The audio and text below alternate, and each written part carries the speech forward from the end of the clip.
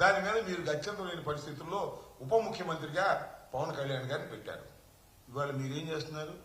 ఉప ముఖ్యమంత్రిగానంట పవన్ కళ్యాణ్ గారు ఒక పక్కన ఉంటే రెండో పక్కన ఆయన కుమారుణ్ణి తెచ్చుకోవాలనే ప్రయత్నం చేస్తున్నారు. మీ ఇష్టం తెచ్చుకోండి, మాకేం అభ్యంతరం లేదు. కూటమి ప్రభుత్వం కదా, మీరు తెచ్చుకోవచ్చు. మీరు ఎవరినైనా తెచ్చుకున్నారు ఆయన మంత్రిగా, మీరు ఎవరినైనా తెచ్చుకున్నారు ఆయన మంగళగిరికి.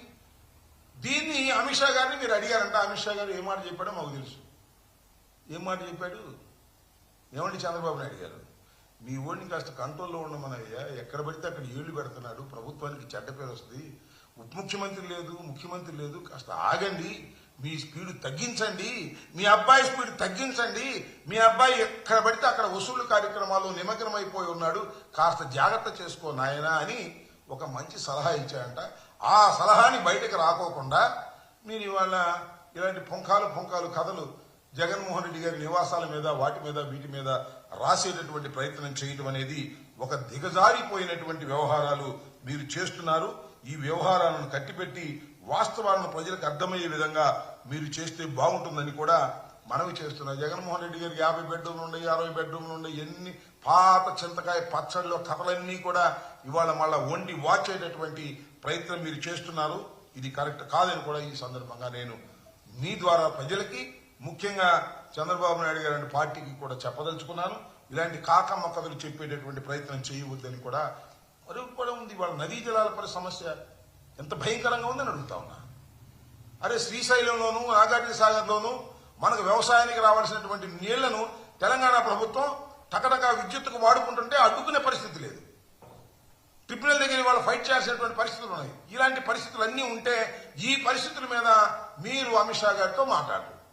జగన్మోహన్ రెడ్డి గారి ఇళ్ల గురించి ప్రస్తావన జరిగినట్టుగా లేనిపోని కథనాలు వేసి ఏదో పుక్కిడి పురాణాలు చెప్పేటటువంటి కార్యక్రమం చేయటం చాలా దురదృష్టకరమని కూడా ఈ సందర్భంగా నేను చెప్పదలుచుకున్నాను.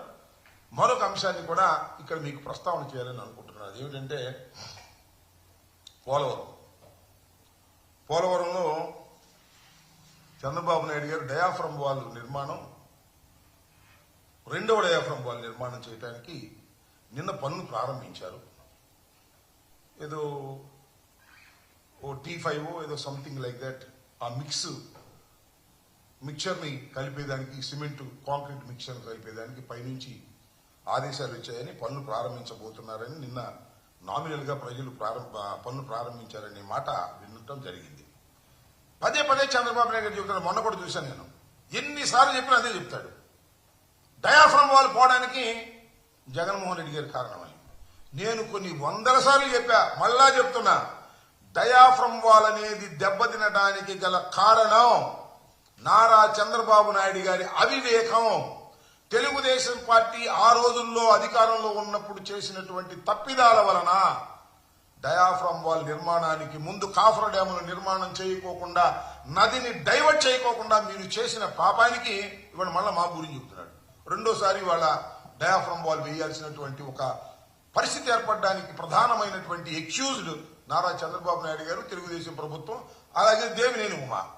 వీళ్ళ చేసినటువంటి తప్పిదానికి జగన్మోహన్ రెడ్డి గారి మీద బురద జల్లాలనేటువంటి ప్రయత్నం చేస్తున్నారు. ఇది ఎన్నోసార్లు చెప్పాను, మళ్ళా చెప్తున్నాను. అది చంద్రబాబు నాయుడు గారికి మాత్రం ఒక నమ్మకం ఉంది. చెప్పగా జనం నమ్ముతారు అని